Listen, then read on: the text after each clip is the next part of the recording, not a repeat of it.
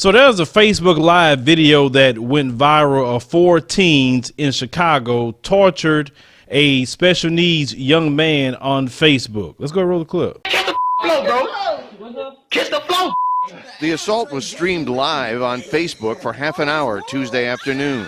So I love black people. I love black people. Police did not identify any of the people involved, but they believe the 4 in custody are the ones seen in the video holding a man captive and beating him. Smack. Smack. Smack him again. Investigators say the victim is mentally disabled and had been missing from his suburban home for days. In the video, he is choked and repeatedly called the N-word. His clothes are slashed and he is terrorized with a knife. Donald Trump. His alleged captors repeatedly referenced Donald Trump. They also laughed and mugged for the camera while reading viewers' comments. The sister said it's not. Hey, tell Donald Trump that's not funny. The victim was eventually released. Officers later spotted him on the street, appearing disoriented. He apparently knew one of his attackers. Y'all see this right here? We finna put this in a trunk. A disturbance call from a neighbor led police to the 4 individuals arrested. Investigators say hate crime charges are possible. It's sickening.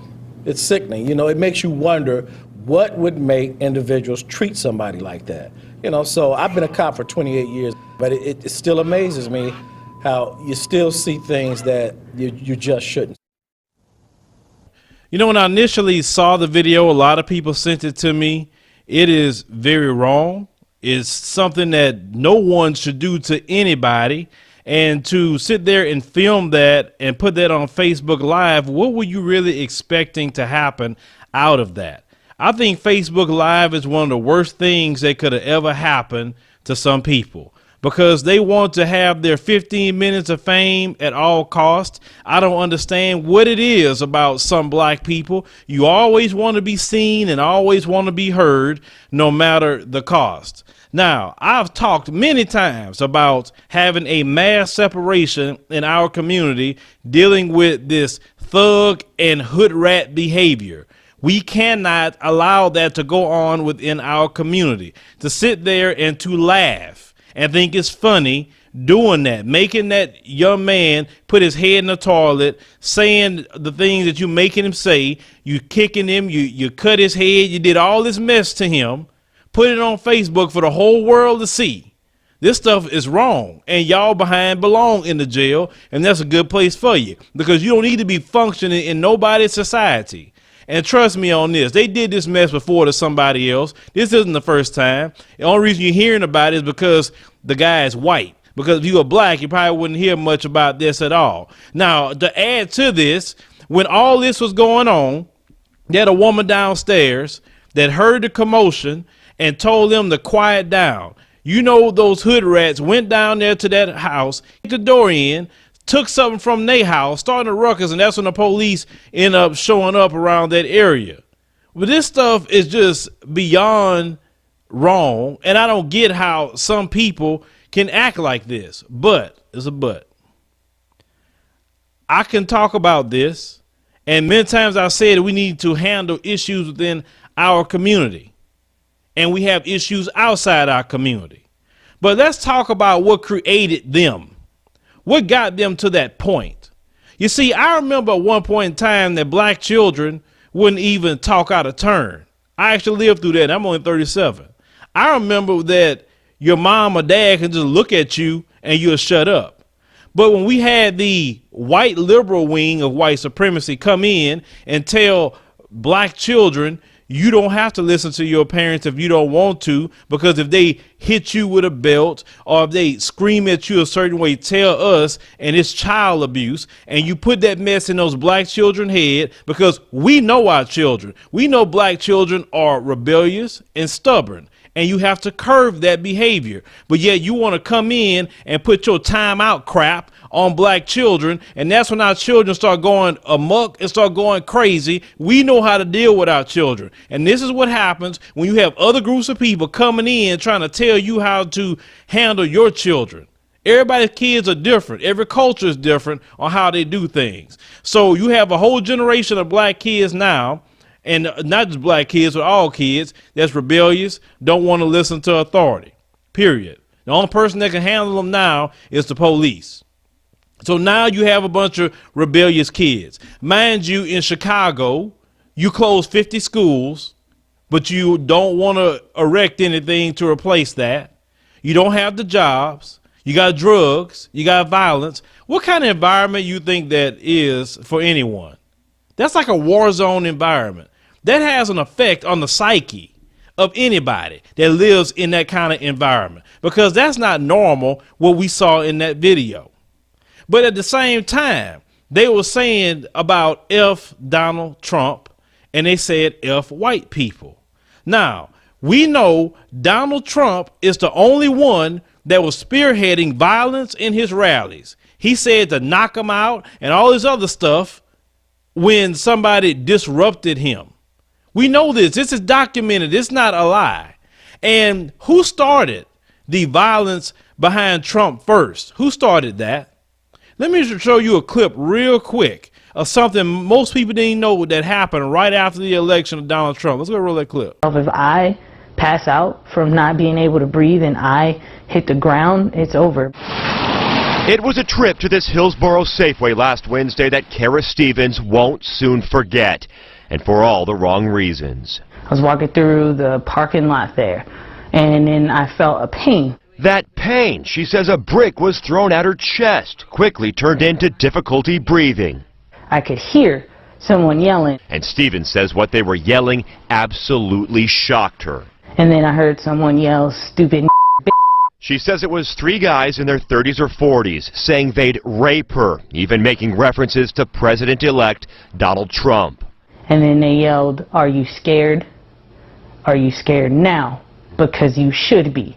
And they said, because now we got a president who finally gets it and feels how we feel. When they drove off, Stevens says no one stepped in to help. She came back to her apartment roughly a mile away before going to the ER. She took this picture, doctors telling her that she had broken ribs. You're going to have to bring a whole lot more than a brick to break me. And in the face of such hate, Stevens now speaking up about racism. A lot of people are just in denial about it. Denial, she says, must be faced head on. This is a real thing. Like, this isn't a joke. It's not a game that anyone's playing. And when people admit that it's there, it's going to be a heck of a lot easier for us to fix it and come together.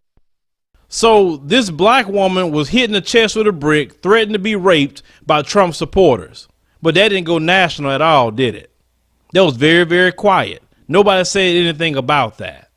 You see, this racial attacks was all ramped up after the election of Donald Trump. So who started that mess first about attacking people behind Trump, one side or the other?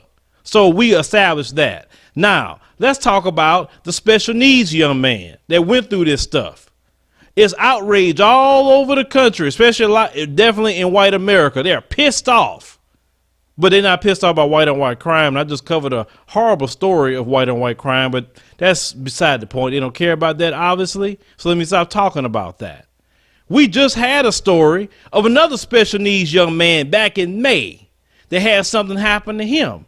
But if you forgot what that was about, let's go roll that clip. 2 accused teenagers in the courtroom today were 18-year-old John R.K. Howard and 16-year-old Tanner Ward. Although Ward is a minor, the state attorney general's office is charging him as an adult, which is why we're releasing his name. The testimony today was graphic and disturbing. Viewer discretion is advised. Howard was arraigned on the charge of forcible penetration with a foreign object, while Ward was having his preliminary hearing on the same charges. During the hearing, the victim said the incident occurred last October after football practice. The victim testified that he was in the school's locker room after practice when he was hugged by another student, who then signaled for Ward, who then penetrated the victim's rectum with a coat hanger. The victim says after he fell after the initial assault, Howard then kicked the hanger while it was still inside of him, driving it in further. So that special needs young man went to hug them, and what they ended up doing to him was sodomizing him, having him recite Ku Klux Klan poems, have him call himself the N-word, called him chicken eater, Kool-Aid drinker, and everything else. And what happened to this special needs young man that was sodomized by these savages? It wasn't national news. There's no outrage within the white community that happened. None of that at all. And let me tell you the insult to injury, the main ringleader. You know what happened to him? He didn't get no jail time. He got 300 hours of community service for being a part of that. A sexual assault with a coat hanger, racism, all that stuff, no hate crime, no nothing.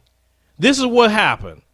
But the other 4 in this video was charged with a hate crime. They didn't do anything like what happened to the black special needs young man. And to add insult to injury, the state's attorney said, I quote, "Even though it was egregious, it wasn't a sex crime. We don't believe it's appropriate for Mr. Howard to suffer the consequences of a sex offender, but he still needs to be held accountable." Now, after all that, no hate crime, no nothing, and he don't even go to jail. Period. See, this is what we're talking about. When a black person commits crime, swift justice. When a white guy commits crime, he gets off. He's looked at as, oh, he didn't really mean to do it, and all this other stuff. This is something that we constantly see. So you have a lot of black people that have looked at this story and looked at other stories, and that's why you see some of them not having a care about it, is because we see how the justice system treats black people versus white people. See, if you're going to be outraged at it all. Be outraged when the white suspects do this to the black special needs. Be upset when the black suspects do it to the white special needs. Be upset all over the country about it. I have no issue with you being upset because you're upset at wrongdoing, but you're not upset at wrongdoing. It's only on racial lines. And this story to me has exposed you, has exposed the mainstream media. Everything with you guys is about a racial line. Don't tell me no crap about why I talk about race and all this other stuff. Y'all are on a racial propaganda hit piece right now. Obama's talking about it, but he didn't talk about the black special needs young man that was sodomized. He didn't say crap. Nothing at all. But everybody got something to say about this one, in which I have no issue with it, but we see the clear difference with this stuff. But, you know, let me guess, because you cannot defeat my argument on anything.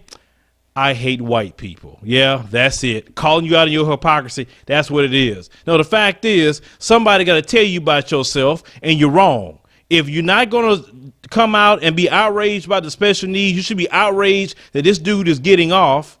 But yet you're so outraged about this, blacks that, everything about blacks. But when we say something about racism, well, it's these individuals that are racist, not all white people. But yet with these blacks that did this, you say, oh, that's black people. That's how they are. That's their culture. That's them. They're violent. That's individuals. That's not the whole group. But see, that's how it is. So don't tell black people nothing when they do that same mess to you. See, I told y'all, I tried to warn y'all so many times about this generation. They're not the go along and get along black people no more. Them people are gone. Whatever you do to them, they gonna do back to you. Stop the racism. Stop attacking people in the name of Trump and all this other mess that's going on in this country. You don't realize the more hate you give, the more hate gonna come back?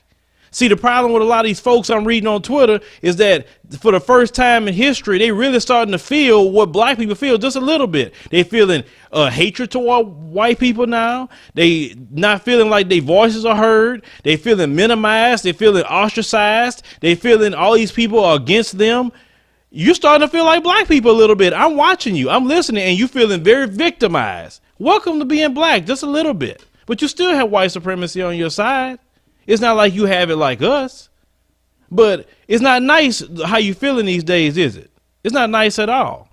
Well, that's how we've been feeling for over 400 years. But see, you mad at one video. What about all the lynchings that we've been mad about? What about all the castrations? What about all the rapes? What about the enslavement? All the poisonings and medical experiments, all the stuff that has been happening to us for hundreds of years. If you were just mad about one video, imagine how we feel for hundreds of years about our ancestors, our civil rights leaders, our fathers, mothers, brothers, cousins, how we been feeling. It amazes me how y'all reacting.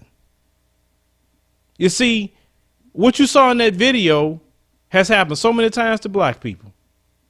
And since you don't like what you saw in that video, well, you need to try to end this racism stuff, because racism shouldn't be going on in a civilized society. But I know you're going to justify it. You're going to want to be more racist and do the things that you're doing. And then it's going to be just a tit for tat about racism at the end of the day. But what is that really helping the country? It's not bringing nobody together. Y'all going to destroy. I told y'all going to destroy this country from within with that racism, because y'all can't stop. Y'all whole identity is connected to that racism. If they take racism away from y'all going to know who you are no more. And I'm talking about those who perpetuate it. And toward the end of this video, this is what I want to say to those who are angry about this. I'm talking about within the white community. If you are a white Christian, you must forgive. I like to see your forgiveness comments. I want to see your prayer comments. I want to see everything about Jesus and forgiveness, because this is what you told me many times, that we need to forgive, that it's not weakness to forgive. You're a strong person to forgive. And I need to see those forgiveness comments from those who are Christian within the white community, because y'all told me I'm wrong for saying the things that I say to black people. And if I don't see the forgiveness comments, don't say crap to me when I say something to black people again about forgiveness. But at the end of the day, the whole situation is wrong. Nobody support that. But your hypocrisy is just being exposed. You only care if it's somebody white. You don't care if it's anybody black going through the same thing. But who am I to say anything, right? I know I must hate white people for calling them out on their hypocrisy, on their selective outrage. Leave me a comment. Let me know what you think about this story. Share the video. Let everyone know about it. Like the commentary. Subscribe for more news stories.